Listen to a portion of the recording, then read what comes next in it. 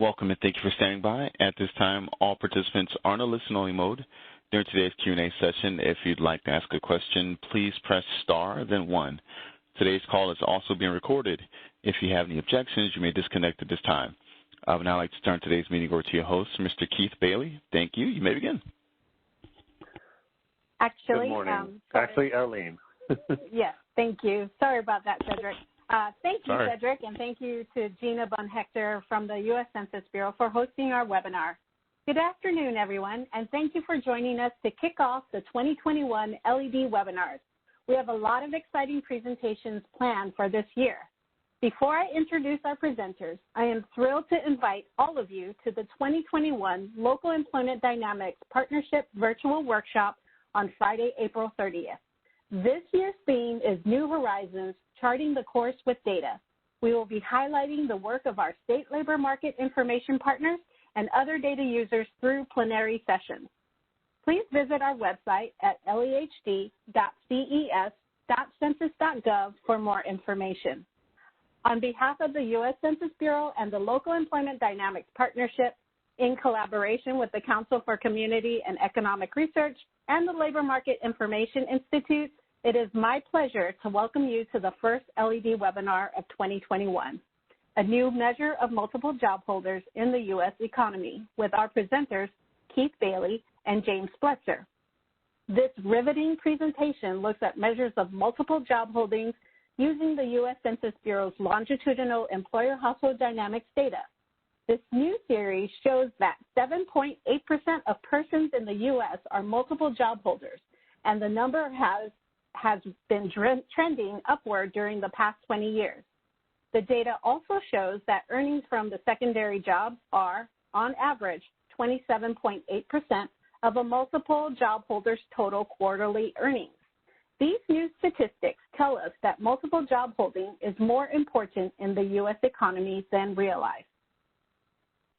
Keith Bailey is the Assistant Center Chief for the Longitudinal Employer Household Dynamics Research for the Center for Economic Studies with the U.S. Census Bureau. Previously, Keith worked as the Director for the Center for Workforce Information and Analysis, or CWIA, within the Pennsylvania Department of Labor and Industry. He began his professional career with CWIA in the early 1990s, where his work focused on Bureau of Labor Statistics employer surveys. He led a team that defined the Commonwealth's industry clusters as well as cluster data tools still in use by the local workforce development boards.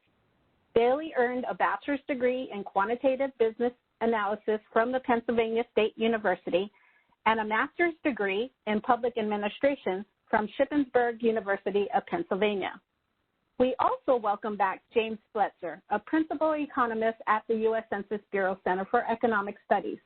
He joined the U.S. Census Bureau in 2012 as principal economist for the Longitudinal Employer Household Dynamics program in the Center for Economic Studies. Spletzer has published widely on many topics, such as measurement of wage trends, gross job and worker flows, and employer-provided training. He is a co-editor of the book, The Creation and Analysis of Employer-Employee Match Data and Labor in the New Economy. His current research interests are employment dynamics, economic measurements, and the application of linked employer-employee data. He received his bachelor's in economics and mathematics from Knox College and his PhD in economics from Northwestern University. He joined the U.S. Bureau of Labor Statistics in 1990 as a research economist and became the Director of Research for the Office of Employment and Unemployment Statistics in 2001. With that, it is my honor to welcome our presenters and my colleagues, Keith and Jim.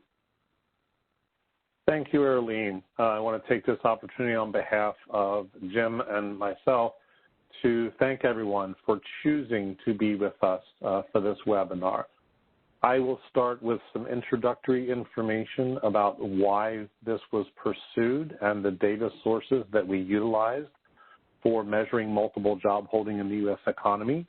We will then transition to Jim, who will walk you through some of the key findings and results of our research. Then we will conclude with some next steps, and then we will turn it over to Q&A for the attendees. As always with census presentations, we must start with the format of the standard formatted disclaimer that all opinions and conclusions and misspoken words expressed during this presentation are those of the authors and do not represent the views of the U.S. Census Bureau. The data has also been cleared through the Census Bureau Disclosure Review Board. The numbers are on your screen. First, let's start with how we started with multiple job holding. When I was employed with the Commonwealth of Pennsylvania, a local workforce planning agency contacted the Labor Bureau asking what is on the surface a simple question. Do we know how many persons in a particular region hold multiple jobs, and how much do they earn from each job? The challenges we faced, although we had access to the detailed Pennsylvania unemployment insurance wage record data, was twofold. One, we were unable to look at any other state's data. So when you have an area that shares a labor market with an adjacent state, the details of multiple job holding are not knowable as you only have access to the data. The other challenge we have is the quarterly nature of the wage record data. For someone who may have multiple jobs, if that job exists in the same quarter of data, we have no way of knowing whether those jobs are concurrent or sequential. So the primary goal of our research was to look at defining multiple job holding using quarterly wage record data, and then also document what that multiple job holding may look like over time. There are some obvious and maybe some not so obvious benefits and utilities to looking at multiple job holding. For those that have looked at multiple job holding using the existing data sets, there's almost always an economic impact. There's other measures you can look at, workforce participation ratios. Knowing that persons are engaged in the labor force represents maybe an incomplete picture of the relationship between employees and employers, because it often is not able to track or capture the multiple job holding aspects. There also present some particular hurdles for workforce entrance. Those of us in labor market research often look at the multiple job holders. Are they actually removing opportunities for new individuals or less experienced individuals to come into the workforce? While our research will not address those types of questions, the research into knowing what multiple job holding looks like across the country can help to frame that research. Workforce injuries and worker injuries. Common literature indicates that the more jobs someone has and the variations in those jobs can lead to potential injuries, whether they are related to the industry or like repetitive stress disorders and so forth, given the hours worked. Also work-life balance, which is a critical component of looking at the new economy with increases in telework and how do you balance work and life. Also looking at worker characteristics. These last two, the worker characteristics and the larger sample size, are advantages to our approaches. We can begin to look at the demographics of the workers and the industries in which the multiple job holding occurs. More details as we get into the presentation. We also have incredibly large sample sizes across various levels of geography. A bit more about that in a few moments. The LEHD, or Longitudinal Employer Household Dynamics data, is serving as the foundation of what is called the job frame within Census. Census is currently developing or has developed a person frame, a business frame, an address frame, and a job frame. The LEHD, as I mentioned, is the framework for the census's job frame. It's important to recognize that when we refer to the term job, this is an instance of an employee-employer relationship. Again, a difference between the person frame and the job frame is that one person may hold more than one job. Looking a little bit into the background of the Longitudinal Employer Household Dynamics data, it is longitudinally linked employer-employee microdata. The program began nearly 20 years ago, began with partnerships with a select number of states. I believe Maryland was one of the early implementers. We now have the partnership with 47 states, the District of Columbia, and we're proud to welcome Puerto Rico back into the partnership after a brief hiatus from the partnership. The LED partners provide to Census individual-level unemployment insurance wage records and employer-level quarterly census of employment and wages establishment data.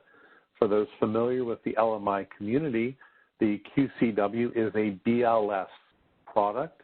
The state partners simply provide to us a carbon copy of the QCW data that they are required to provide to BLS. That level of data goes down to the county level across all LED partners.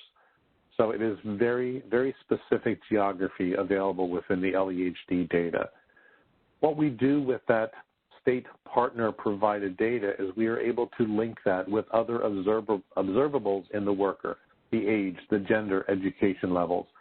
What we do is we take a combination of available survey data, we align it through a process called the Personal Identification Key at Census, or the PIK. That is the linkage that is used. A quick technical note, the identifiable data that comes from the states, once it reaches the census's systems, it is replaced with the PIK. So we no longer have the individually identifiable data within the LEHD infrastructure, while we do retain the microdata aspects. So we can look at individual records. They are simply no longer identifiable records.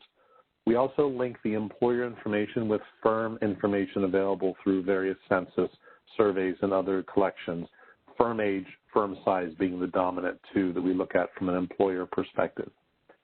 As previously mentioned, I'll restate again here, big advantages or key advantages of using the LEHD data is its inherently large sample size. And so we're looking at over 96% of the UI-covered employment data across the entire country. That varies depending on the nature and status of the partnership. As partners come in and leave, we do have some variation, but generally speaking, we have about 95 to 96% of the UI-covered employment. And we have earnings information for each job a person holds. Continuing and kind of finishing up with the LEHD overview, we have partners, as I mentioned, that have joined at different times and have provided different amounts of historical data. Our research focused on 18 partners that have data consistently from the second quarter of 1996 through the first quarter of 2018. These partners account for just under half of the total national employment within the LEHD infrastructure. Again, want to reinforce the job is the presence of an employer-employee match, but the earnings are the total amount earned during the quarter for that match. Jim will get into more detail as to the nature of the quarterly earnings data that we have available to us. We did restrict the sample to individuals that actually have a defined age between 16 and 99 working in the private sector. Our sample represented 4.5 billion individuals in that time period, or roughly an average of 51 million persons per quarter that we examined. With that, I have the honor and pleasure of turning over the presentation to my colleague and co-author, Jim Spletzer. Thank you, Keith. Next slide, please.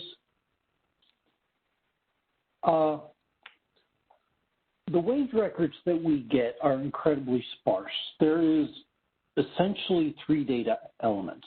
The individual identifier, the SSN, which Keith said we transform into the PIC. The employer identification number, essentially a UI account number, and then the earnings of that employer-employee match. So with those three data elements, it's really difficult to define multiple job holding. Someone once asked me, why don't you just count people who have two jobs? And the problem is that if there is the presence of a job, an employer-employee match, we don't know whether it occurred for 1 day, 1 week, or all 13 weeks of the quarter. So if we do observe an individual with two distinct jobs, two employer-employee matches within the quarter, we don't know whether those jobs were held sequentially, like a job change, you move from job A to job B, or whether they were held consecutively at the same time. And because of this labor supply problem, we had to go in and really think about how to define multiple job holding. And our solution is going to be a standard, what we term a standard algorithm in the LEHD, and that's to rely on full quarter jobs. Next slide, please. Full quarter jobs is an employer-employee match the last 3 quarters, and we're only going to look at the middle quarter. So they may work first quarter, second quarter, third quarter, and the second quarter will be what we term a full quarter job. The advantage of this is we know that they were working at least sometime in the first quarter, January, February, March. They were working sometime in the third quarter, and they were also working in the second quarter. So we're going to assume that they worked all 13 weeks of the second quarter. With this as sort of the background, the official definition of multiple job holding that we rely on is, I'll read from the screen, an individual is a multiple job holder if he or she holds 2 or more jobs in the quarter and at least one of the jobs is a full quarter job. So we're relying on a long-lasting, stable job, and then we look for the presence of additional income from another UI-covered job in that quarter. We acknowledge that this is an underestimate of the true amount of multiple job holding. If someone does hold 2 jobs in the quarter and neither one is a full quarter job, we just toss out that observation. Well, we define it as not multiple job holding, even though it may be. And we also acknowledge that we only have UI-covered jobs, so we don't have government jobs. We don't have self-employment. So when we compare to other series that have self-employment, we should be under, our estimate of multiple job holding should be under the estimates that come from these other data sources because of coverage issues. We'll get into this a little bit more. This is a nice little graphic that I rely on to try and define multiple job holding. In the rows on the left, you have an individual who may have 0 full quarter jobs, 1 full quarter job, 2 or 3. And on the columns going across, the individual may hold 1 job, 2 jobs, or 3 or more jobs. Every individual contributes to one of these. Every individual in the LEHD contributes to one of these cells. For example, at the upper left, N01, this is an individual who holds a job that's not a full quarter job. An example is my teenage daughter, who only works during the summer, but doesn't work when she's in school. Many of us are in cell N11, which is we have 1 job, and that is a full quarter, long-lasting, stable job. If we can hit the next slide, Keith. The shaded cells here are what we're calling multiple job holders. They have at least 1 full quarter job, and they have at least 2 or more jobs. So it's the lower right of this matrix. With this definition in mind, we can go in and quantify. And the sum of the shaded cells is 7.2% of all employed individuals in the LEHD. This is averaged over all quarters. We'll look at the time series in a little bit. The most, back please. The most filled cell is the 69.5 on sort of the left second row. These are individuals who have 1 job during the quarter, and it's a full quarter job. There's also quite a few people who have 1 job that's not a full quarter job. Our multiple job holding, as I said, is 7.2%. So how does this vary over time?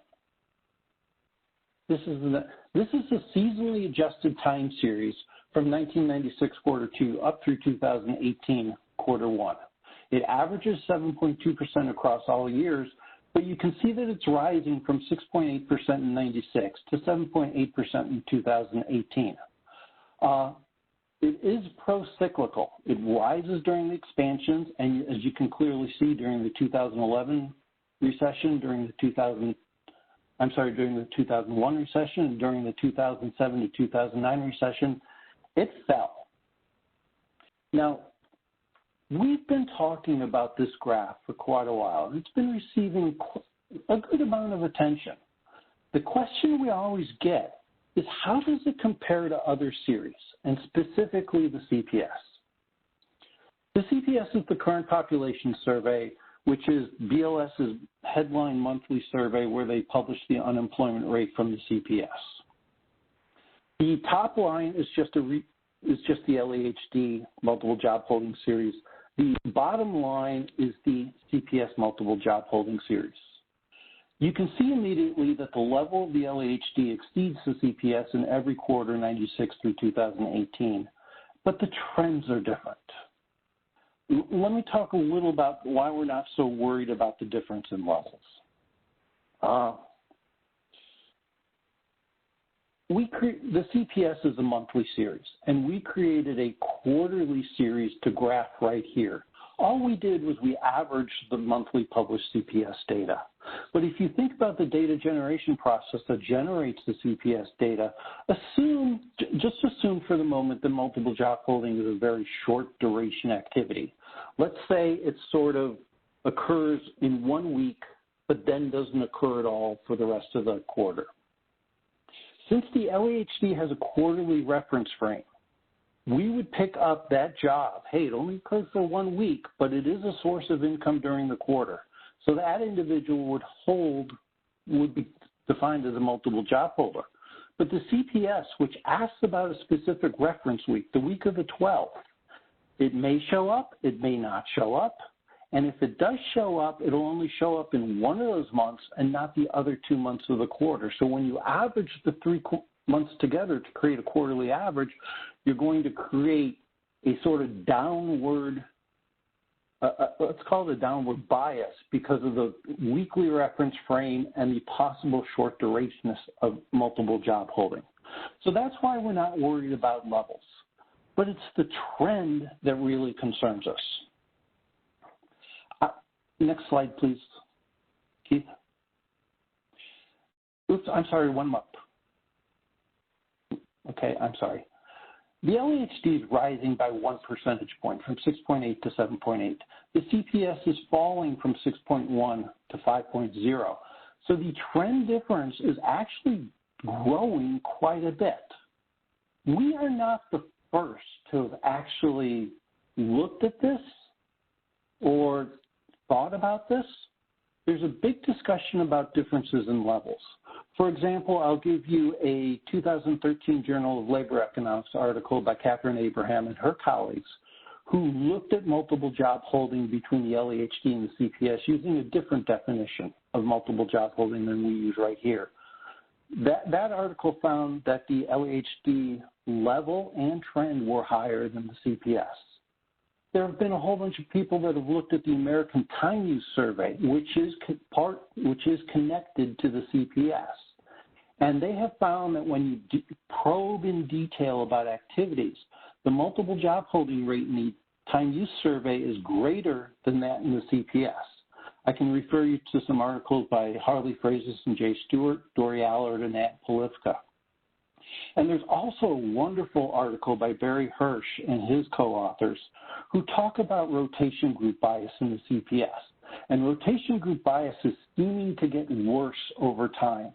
And the rotation group bias may lead to a downward bias in any given quarter. And when that bias is getting worse, the trend is getting worse in the CPS. So we're not the first to actually talk about the CPS and the LAHD going different. I think we're the first to actually quantify this in such detail. You know, there are several reasons this leads us to ask, what is the direction of the multiple job holding in truth? We have 2 estimates, both of which are flawed in certain ways.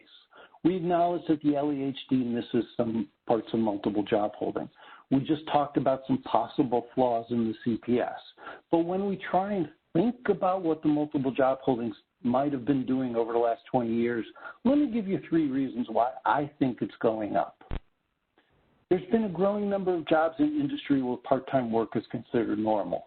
We're losing jobs out of manufacturing and putting more jobs into retail and various services. We know that over the last 20 plus years, there's been stagnation of earnings at the lower end of their earnings distribution. So in order for people to avoid poverty, they need to sort of take on multiple jobs just to make ends meet. And there's been recent advances in technology which have made it easier and actually reduced the cost of taking on a second job.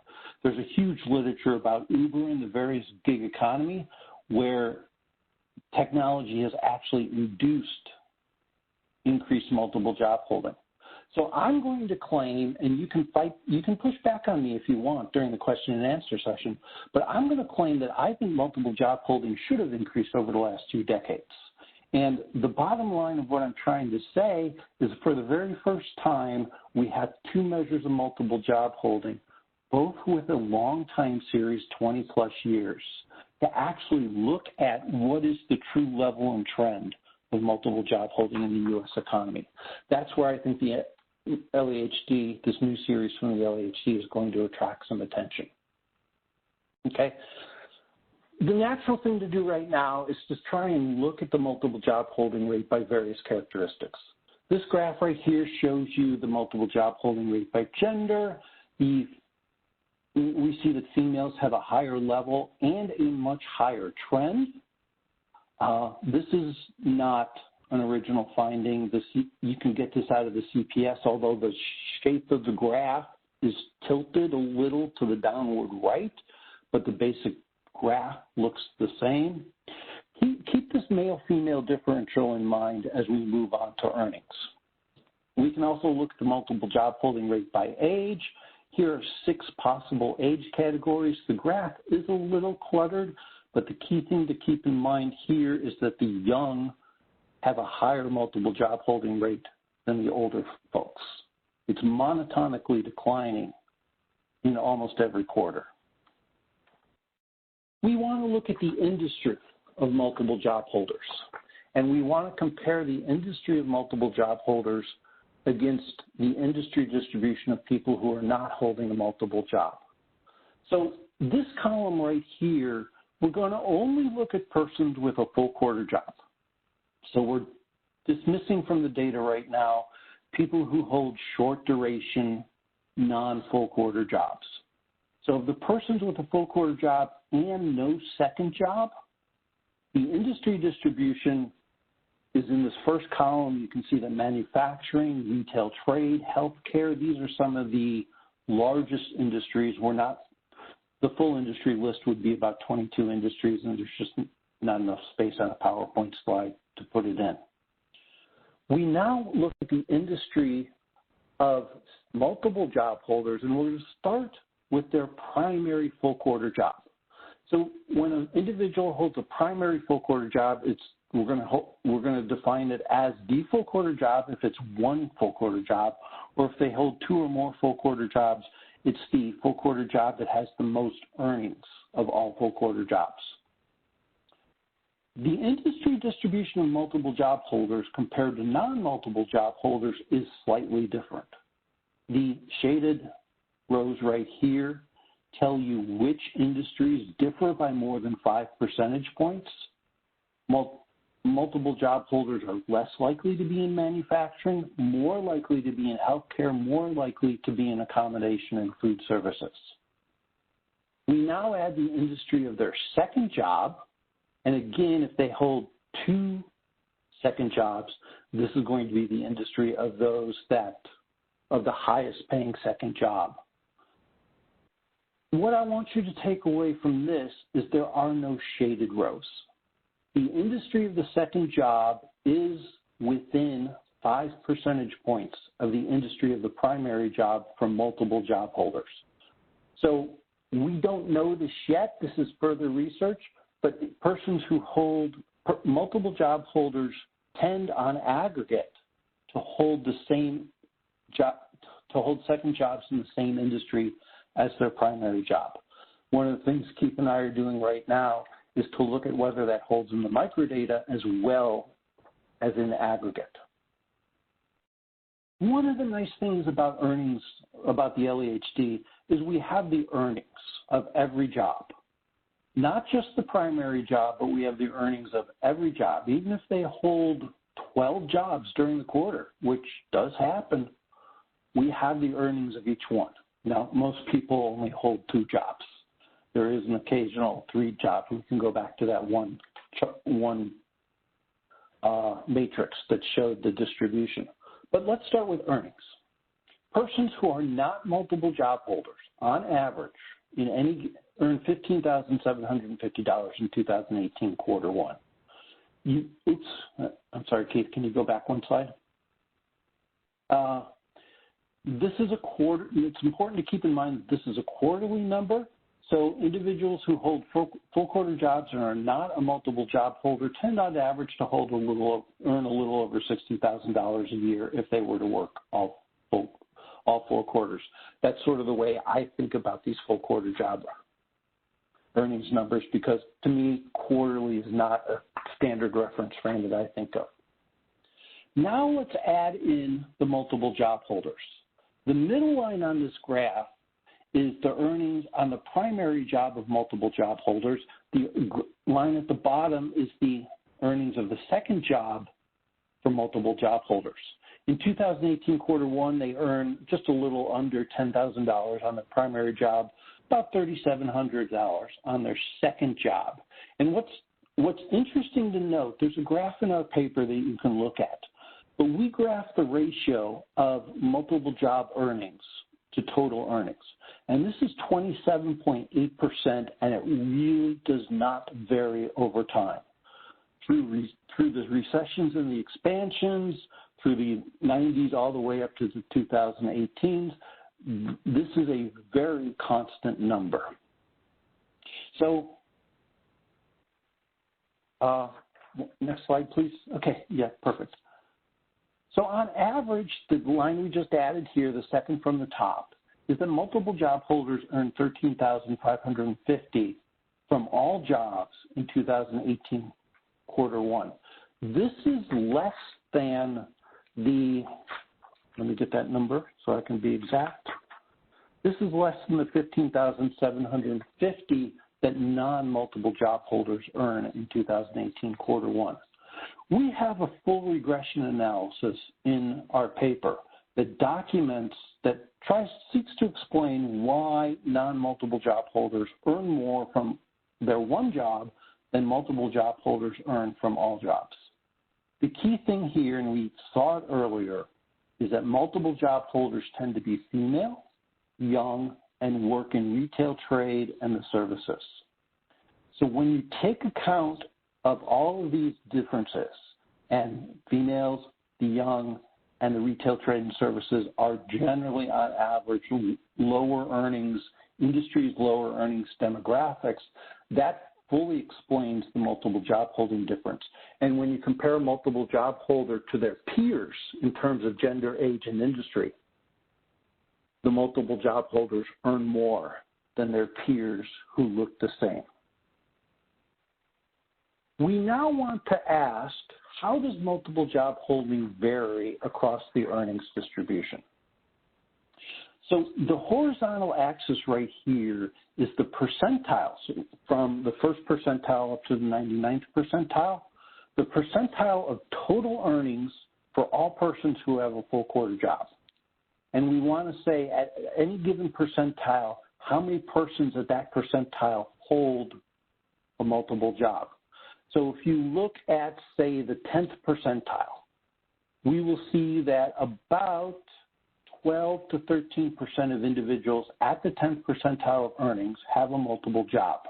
You jump down to the 95th percentile, and you're going to say about 6.5 to 7% of people at the 95th percentile of earnings hold a multiple job.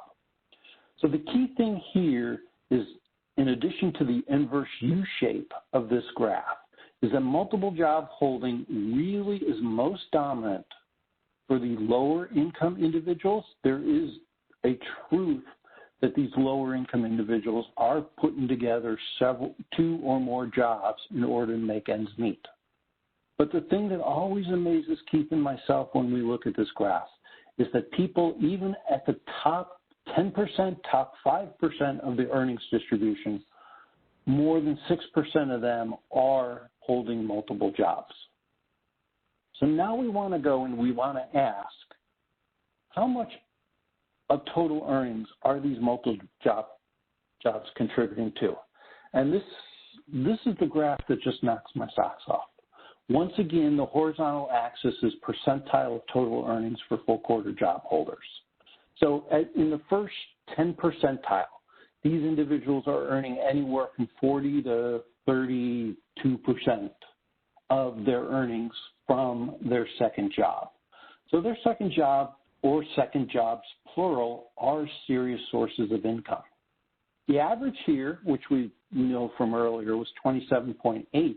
And what really knocks my socks off here is this graph never goes below 25%. So think about the high earnings individuals at the 10th percentile, the individuals in the top 10 percentiles and the top 5 percentiles. These individuals are earning more than, those individuals who are multiple job holders are earning more than 25% of their earnings from their multiple jobs. Why?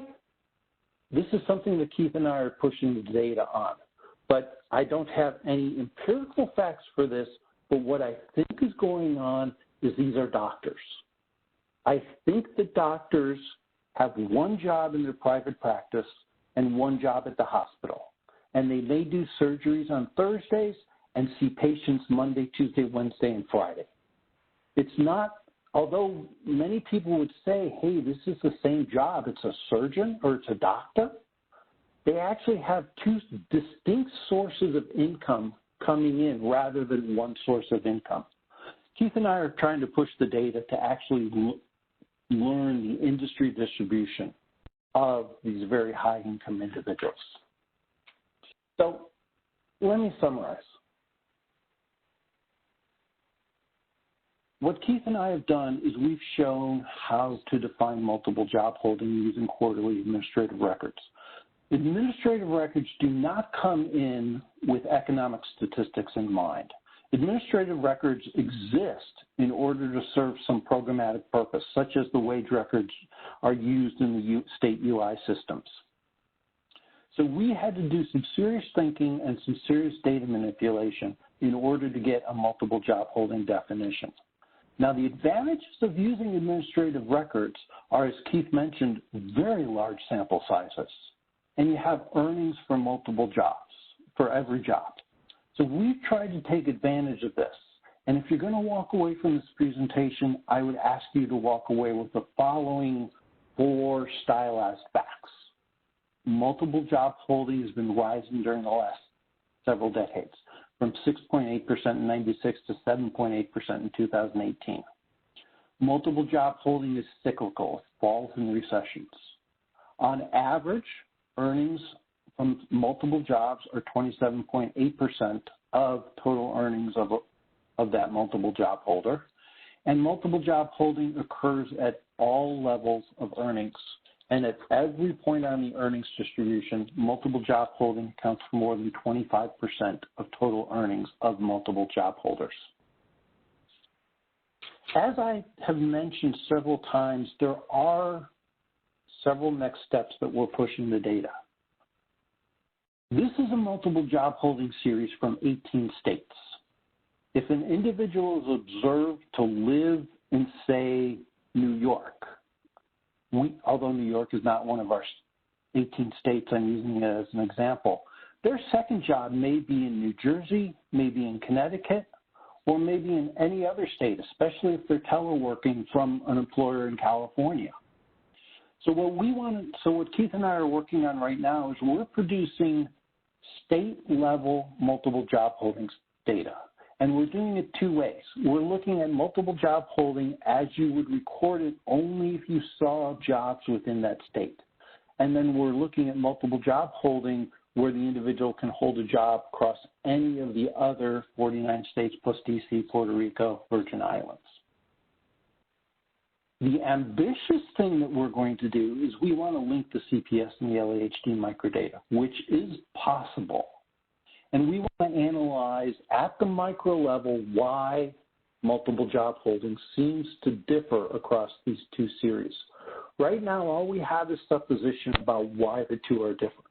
But if we can dive into the data, perhaps there's easy explanations such as demographic differences or industry differences, or maybe there's just a certain type of person The doctor, for example, who doesn't record multiple job holding in the CPS, but does when we look at the administrative records. And, of course, we want to look at these doctors. So I'm going to conclude with one more slide. Everything I've just shown you, plus a whole heck of a lot more, are in our working paper, which is available on the Center for Economic Studies website. And, of course, you can always contact Keith and myself at the emails keithabailey@census.gov and James R. Spletzer at census.gov. I look forward to the questions and any comments that participants may have. Thank you.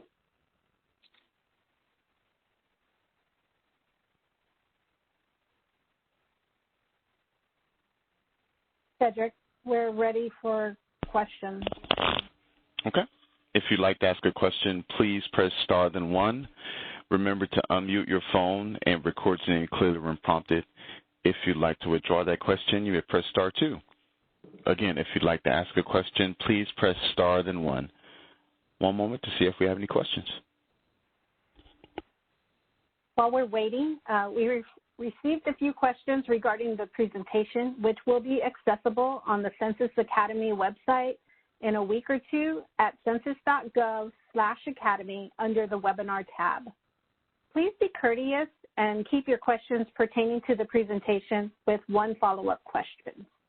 And while we're waiting for the calls on, the calls on the phone to queue up, I do have a few that came from the chat. One of the questions was early on in the presentation: how are deaths identified?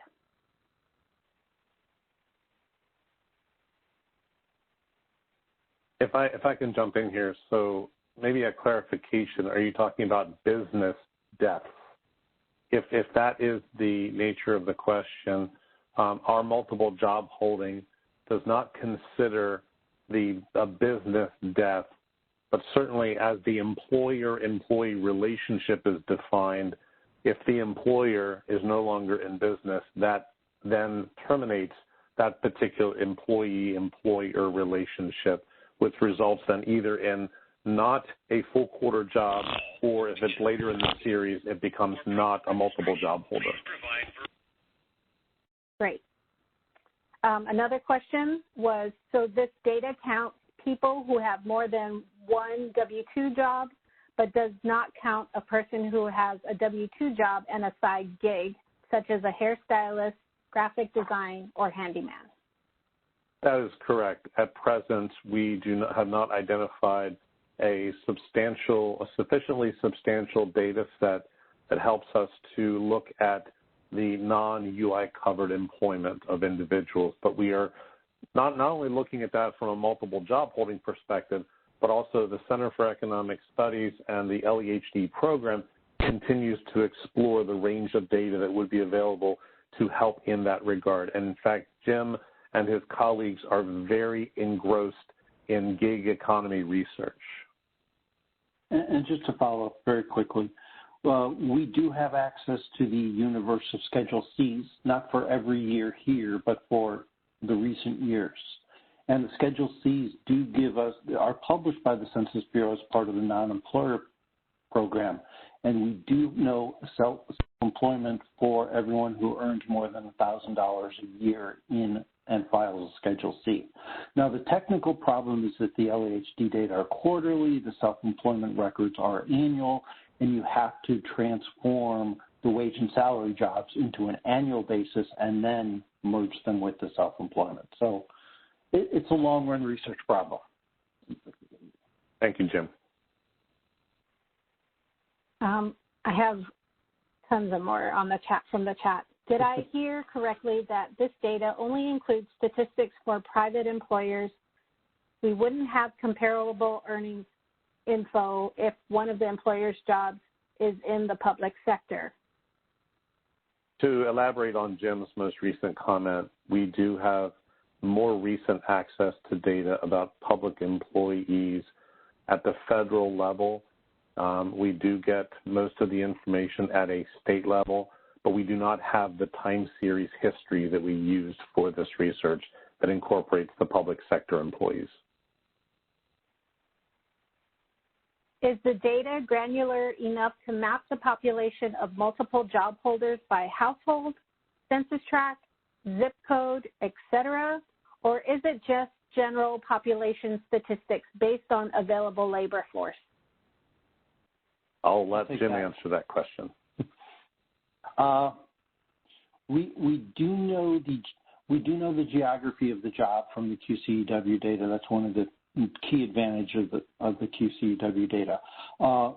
There is a technical issue that the wage records come in at the UI count level rather than the UI run, but let's just say we know the zip code. So it is possible to create multiple job holding at the zip code, perhaps even census tract, but then you're starting to hit disclosure problems. The other part of the question is that we cannot do it at the household level because all we know is the person's identifier. We do not know who the person lives within a household.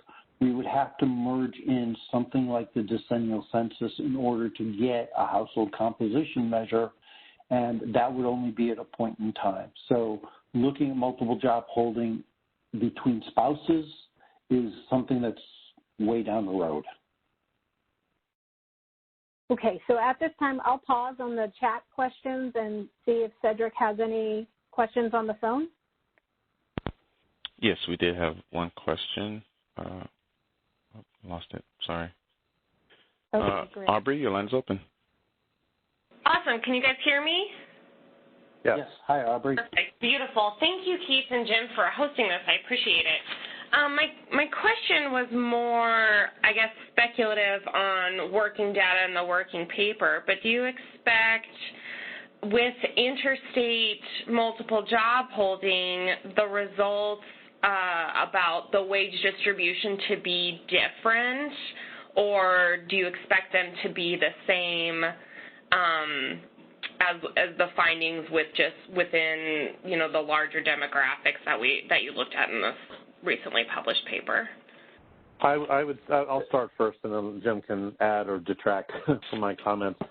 In my experience working at a state level, when you start to look at the individual labor market, the parameters of that labor market will almost certainly create some uniqueness in the distribution of earnings. If you're looking at either a high-wage cross-state labor market or a low-wage cross-state labor market, bearing in mind that this is an 18-state sample, so there are, you obviously are masking some of the uniqueness of the individual labor markets, but what we find, and Jim mentioned this multiple times, just fascinated and surprised by the higher than 25% that we observed at all earnings distributions. But I would certainly expect at different levels of geography and different labor sheds, we would start to see some unique perspectives emerge. And I'll let Jim, if you want to add to that or retract.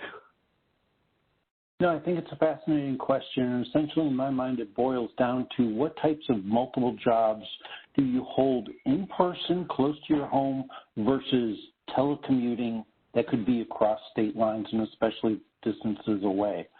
I have no idea how to answer that because I've never really thought about that before, but it's a really interesting question. And I look forward to the data that we're about to produce with these state-level estimates. Thank you. And a quick follow-up to that about remote working. When you receive the unemployment wage records, wouldn't that UI count number still be associated with their state that they're living in? Yes, but in the sense that we do not currently have the data that we get from the states through the wage records does not distinguish between a job that is being held at a particular facility or whether that person is teleworking. That level of detail does not exist in the wage record data we receive from the states. We are beginning to examine information about teleworking from other survey sources with no real knowledge of how we would incorporate that into the LEHD data, but certainly it has become a more of a growing interest on our part as well as the larger economic and workforce development entities across the country. For sure, for sure. Thank you both. I appreciate it. I'm showing no further questions. All right, I have more. Do you have comparisons to SIP measure over time as well as CPS? Our literature review for our research, we did look at a recent study done on the SIP outcomes, and we have had conversations within Census about the comparison to SIP. One major distinction or difference between SIP and what we have in LEHD is the length of the time series. And the researchers that looked at the multiple job holding within SIP acknowledge the existence of LEHD within their research paper, as we did in our literature review. Jim, would you like to, I don't know if you've taken the time to look into any details on the SIP report. No, it's the reason we didn't emphasize SIP is that it just does not have the long 20-plus year time series. Okay. Do you have this data broken down by race and ethnicity? No, Jim. It is possible to do that, but we did not do it here. And we get our demographics from multiple sources within the Census Bureau, but our main source of demographics comes from what we call the SSA NUMEDET, which is the demographics that you apply, that you put on your form when you apply for a Social Security number.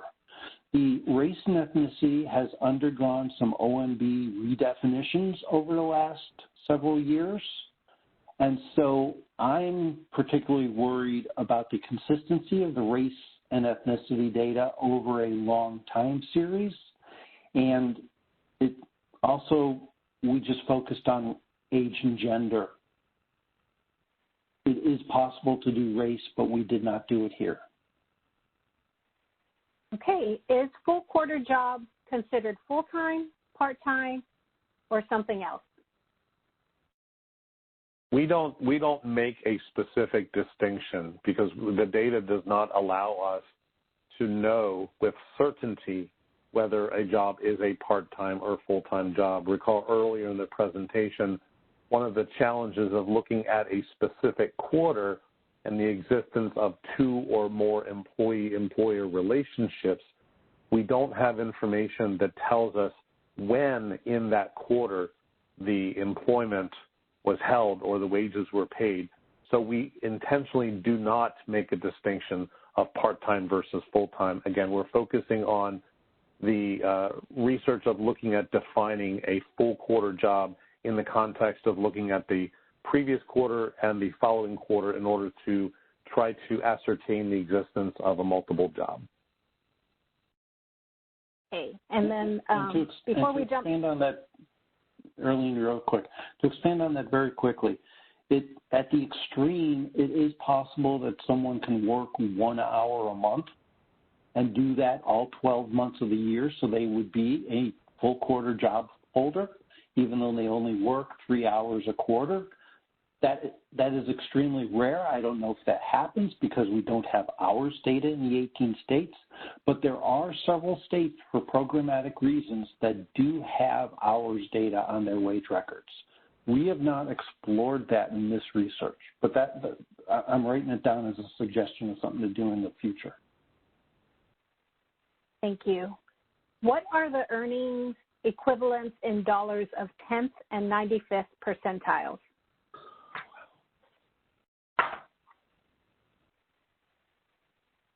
It may be in the paper. Off the top of my head, I do not know. I don't want to estimate off the top of my head. Send me an email and I'll let you know. Great. And then I'll ask one more question before we see if there's any more on the phone line.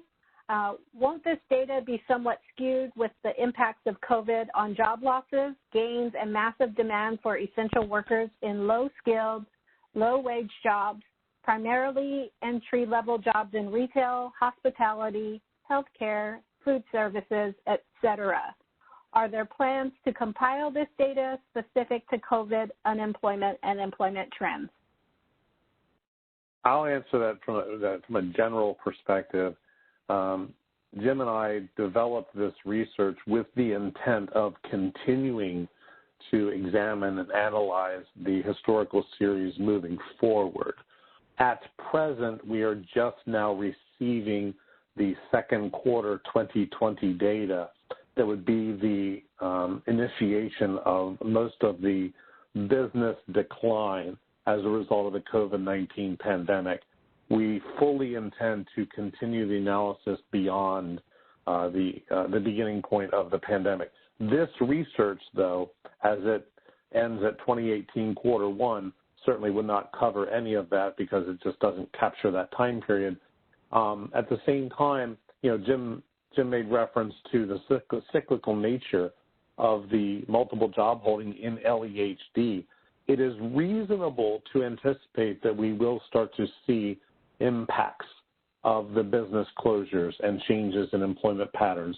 It is not, I'm personally not going to speculate as to what the volume or impact measurements may be, but this is an economic event that I think I'm safe to say none of us in our lifetime have experienced before. So with that, Jim, certainly add to a little color to that if you want to. I do believe that this new multiple job holding series will be used in policy analysis, but like you said, Keith, we are lagged by at least 6 months, and we don't even have this multiple job holding in production yet. So we won't be able to look at the COVID until at least later this calendar year. I think it will be utterly fascinating what we see, because this is what policymakers are concerned of, is who's earning what income, how are they piecing it together across one job or multiple jobs, and what are the characteristics of both the people and the jobs that are being held during this COVID pandemic. I look forward to what we're going to learn. Cedric, are there any calls? Still showing no questions. Okay, then I will continue with my questions.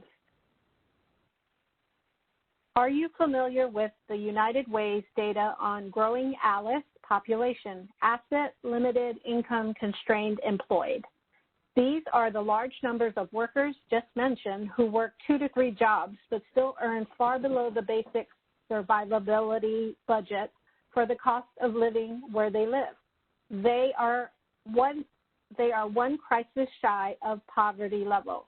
Would this tool data be applicable to identifying this population in our county for targeted outreach and intervention by community, or is the data too broad to get to that level of specificity?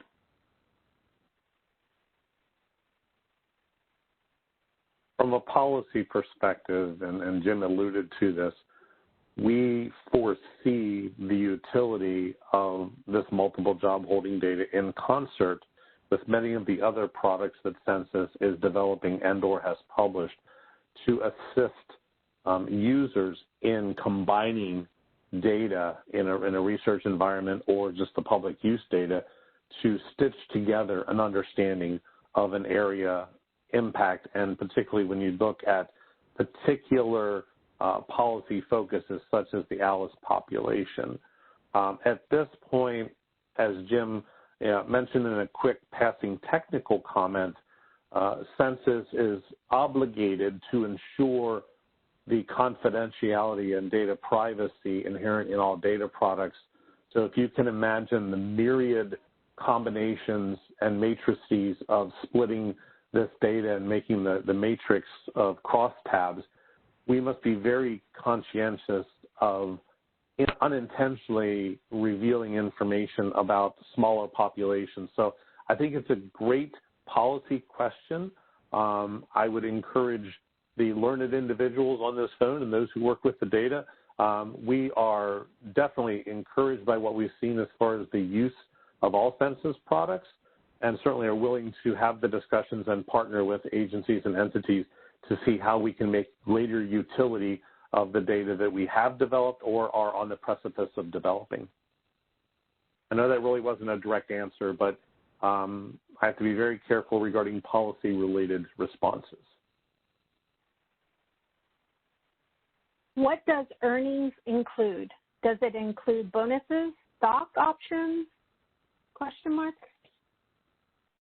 The wage record data that we receive from the state partners that includes the earnings is generally defined. There's not really a federal standard of earnings.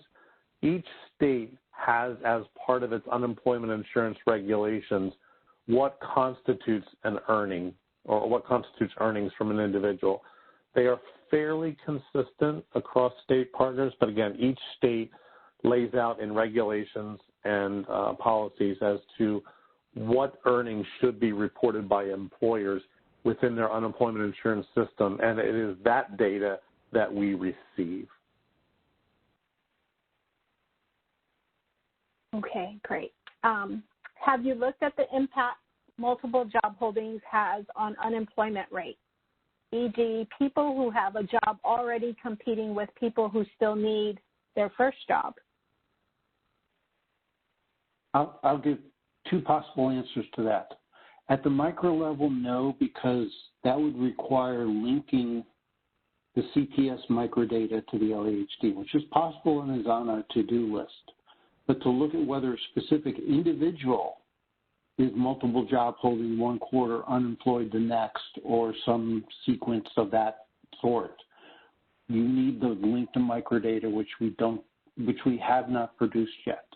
At the macro level, you can envision a way to do it. You can either look at geography data, such as is the unemployment, how correlated are the unemployment rate and the multiple job holding rate in a certain zip code, certain county, and then look at both the variation across geographies and across time for a specific geography. That is something in the future when we decide how we publish this data as an official product and at what levels, geographical levels, we publish it. And I'll kind of add on to that. Thank you, Jim. That you've seen that we have the ability to do multiple job holding by age bracket. Many state LMI bureaus also have a capability to develop a moving average unemployment rate by age category. Some states publish the data. Some states stay away from that. I'm not speaking for any one state. I'm just saying that it does exist in some states. So where that data is available, as Jim pointed out, simply looking at the comparability or the trends in the information, what one may be able to ascertain from looking at that data is subject to the limitations of the data set. But it is part of that, that first kind of slide about the utility of additional research, and that is, are people who have multiple jobs taking away opportunities from individuals who are looking for that first job? That is a very sustained issue in the world of workforce development. All right, another question. Where can I access this data? If it is quarterly data, what is the most recent data? As I understand, it goes down to a county level. And my finally clarification, we do not know why the LEHD and the CPS data differ, right?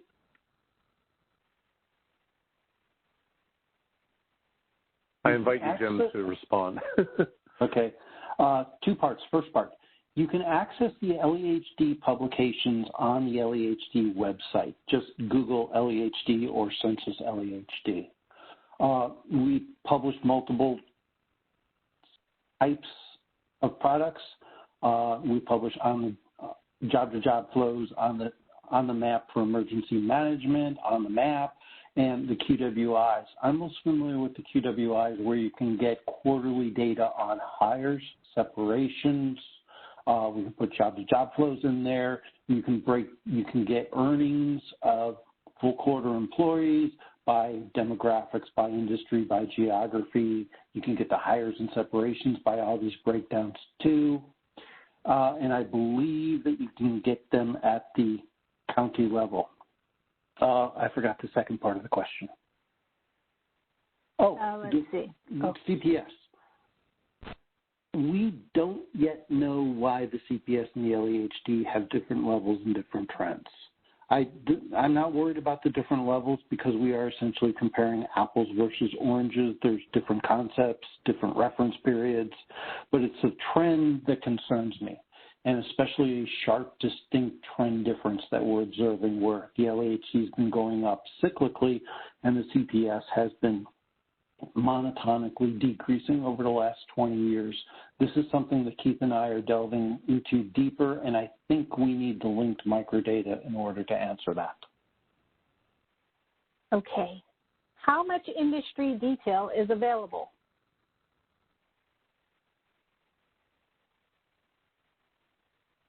In our working paper, we restrict to, I believe, what we call industry sectors, the 22 two-digit sectors. We have several tables in the paper that list the full industry distribution for these 22 sectors. If you go to the LEHD website, you want employment, earnings, hire separations by industry, you can get it at a much more detailed level than two-digit sector. Yes, generally the LEHD data products go to a four-digit industry level. Do you foresee being able to confidently provide this data with respect to race and ethnicity at any time in the future? If so, when would you think you may be able to provide it?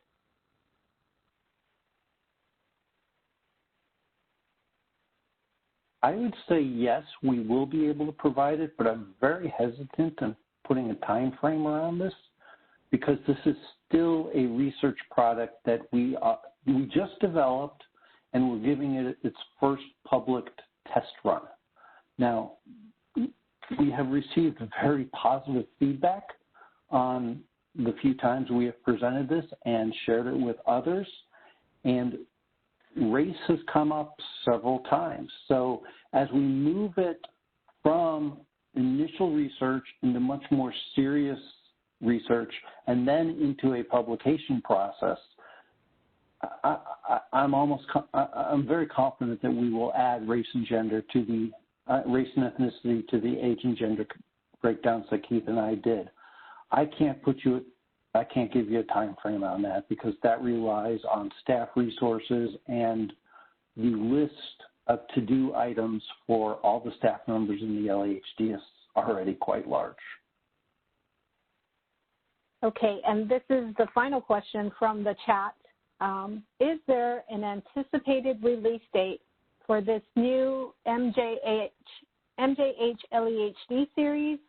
When can I find it alongside J2J, Loads, PSEO, and the other data products?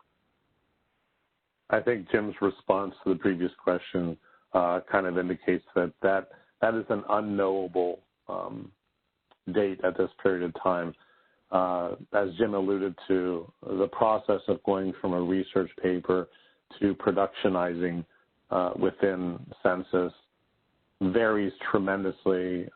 Certainly, Jim and I are eager to accelerate the utility and access to this data as much as possible, but we need to do it within the processing parameters and the resources that we have within Census. So unfortunately, it's not reasonable to even propose whether or not this will even happen this calendar year.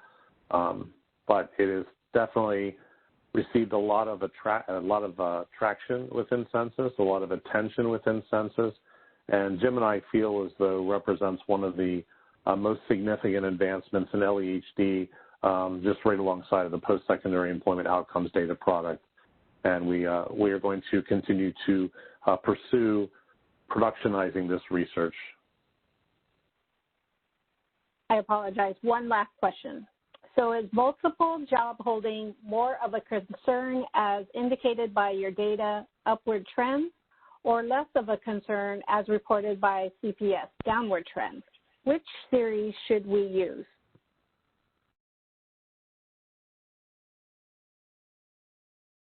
I'll take that one, and I'll answer in two parts.